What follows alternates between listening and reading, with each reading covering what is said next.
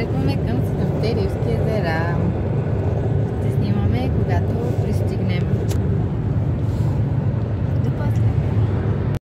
И тъй като лифта не работи, трябваше да се качим с джип. Ето този джип ни качи тук долу-горе. Имаме 10 минути до хижата. Пеша. И лифта не работи просто.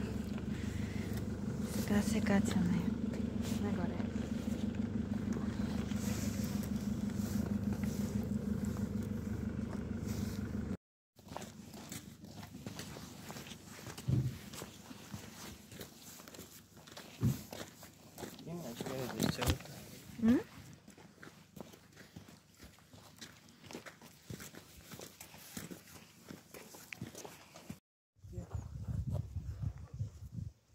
Е така по склона. Ще е малко. Ма там се кагат ските, така? Просто тук. Да. Но той е, да, просто малък.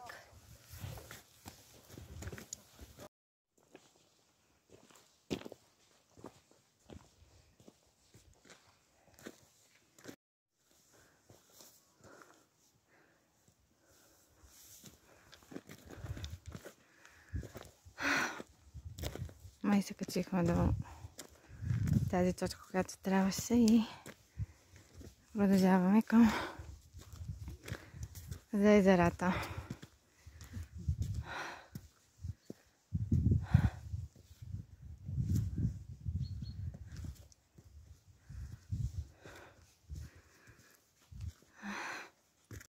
И продължаваме абсурдно с голями усилия нагоре.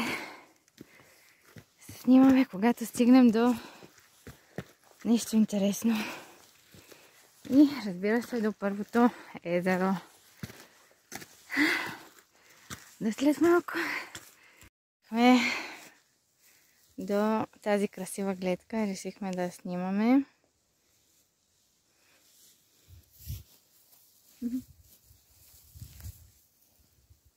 Здравей на хората. Здравейте.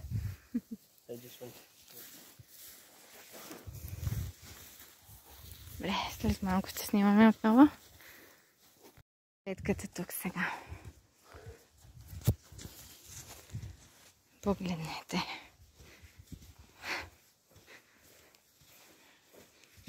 Планина.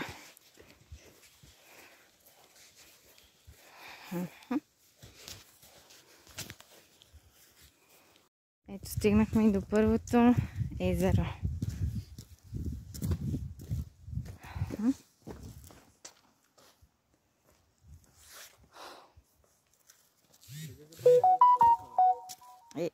Да. Сигурно? Красота. И потегнаме към второто езеро.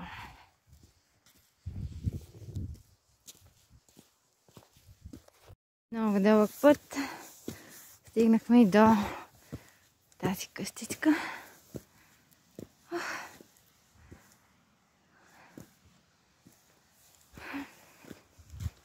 Това е. Сега ще снимаме тук гледката.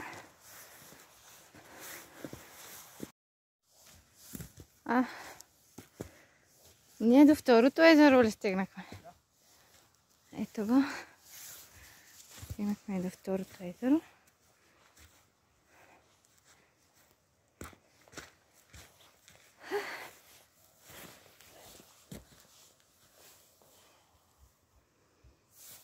Ето го. Тук е много чист въздуха и си заслужава да дойде всеки един човек.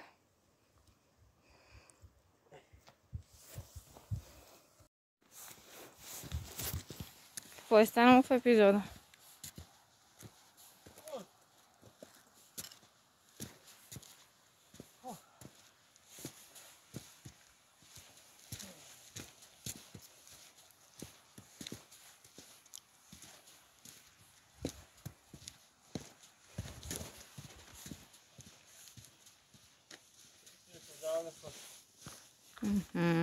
И малко почивка, защото просто вече не издържам. Много се изморих. Той още може да ходи, обаче аз си сядам тук и като си почина тръгвам. Много е красиво. Стигнахме и до третото езеро. Сега ще го снимам. Какво?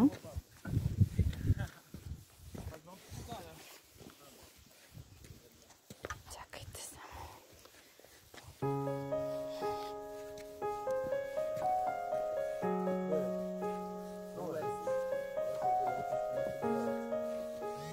Докато стигна. Това.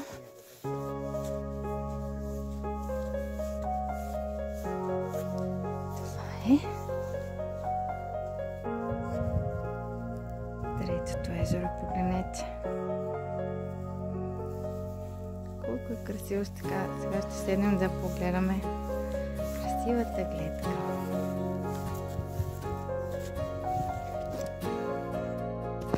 Стигнахме и до четвъртото езеро. Това. Не, трябва да се държи.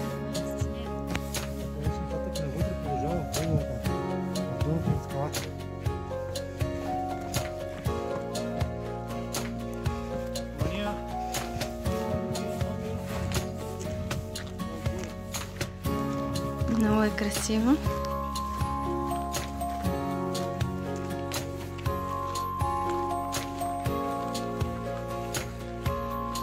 Малко почивка, седнахме да почиваме на езеро Близнака, защото много се изморихме. И потегляме и към петото езеро.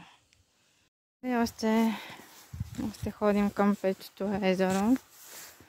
Дълъг е пътя,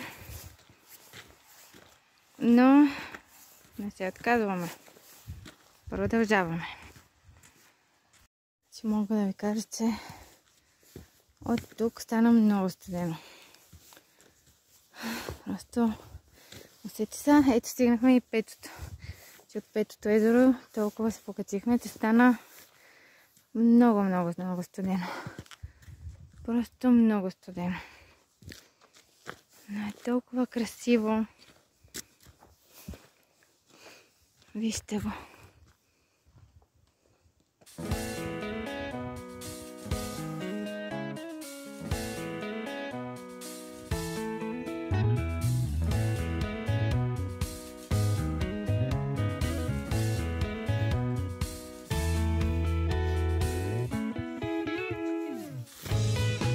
Приятели, стигнахме и до шестото езеро.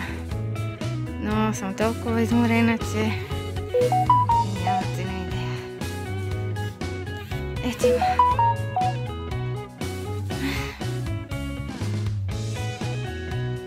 Това е гледката от шестото езеро.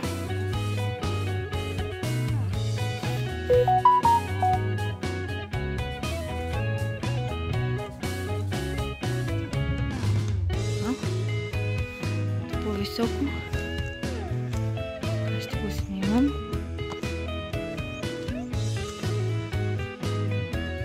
Направо като огледало. Огледално езеро в планината. Огледало на планината.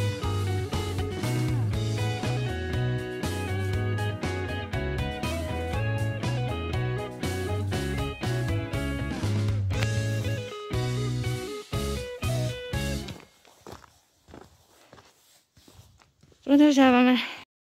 Значи хора, много е тежко. За човек, който не е свикнал да ходи толкова километри.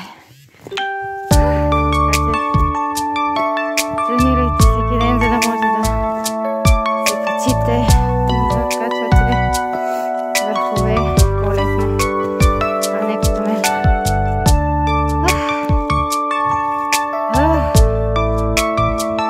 Защото сега не мога да не да помня. Стигнахме до седмото езеро.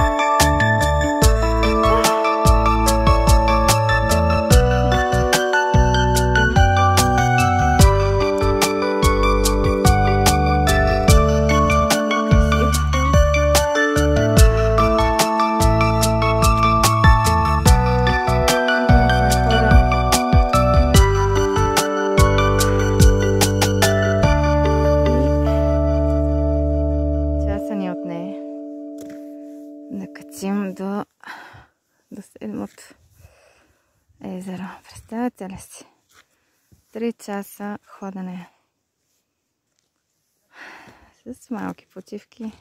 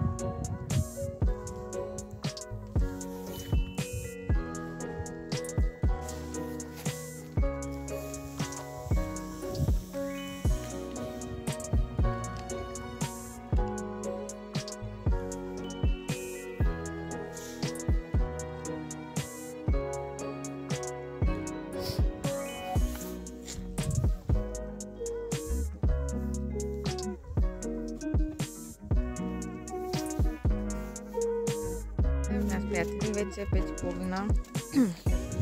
Вече при вечер.